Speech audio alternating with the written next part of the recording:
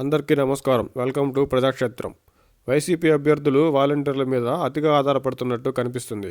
ఇన్ని సంవత్సరాలు పథకాల అమలులో అనితామై వాలంటీర్లు వ్యవహరించడంతో స్థానిక వైసీపీ నాయకులకు ప్రజల మధ్య కాస్త దూరం పెరగడమే కారణంగా చెప్పొచ్చు.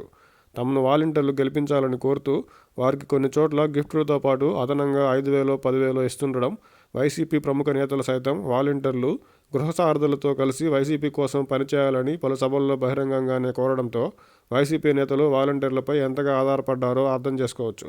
వాలంటీర్లను కొనసాగిస్తామని, వారి భవిష్యత్తుకు గ్యారంటీ తమదే అని చెప్తున్న చంద్రబాబు గారు టీడీపీ, జనసేన అధికారంలోకి వచ్చినా వాలంటీర్ల వ్యవస్థను కొనసాగించినా ఇప్పుడున్న వైసీపీ వాలంటీర్లను తొలగించి టీడీపీ, జనసేన కార్యకర్తలను వాలంటీర్లుగా నియమించుకునే అవకాశం ఉంటుందని ఇప్పుడున్న వాలంటీర్లు గ్రహించే స్థితిలో ఉండరా? వాలంటీర్లు వైసీపీ కోసం పనిచేయకుండా ఆపడం దాదాపు అసాధ్యమని తెలిసినా కొద్దిపాటి ఆశతో, అసంతృప్తితో ఉన్న కొంతమంది వాలంటీర్లు అయినా మార్చే ప్రయత్నం చంద్రబాబు గారు చేస్తున్నట్టుగా ఉంది.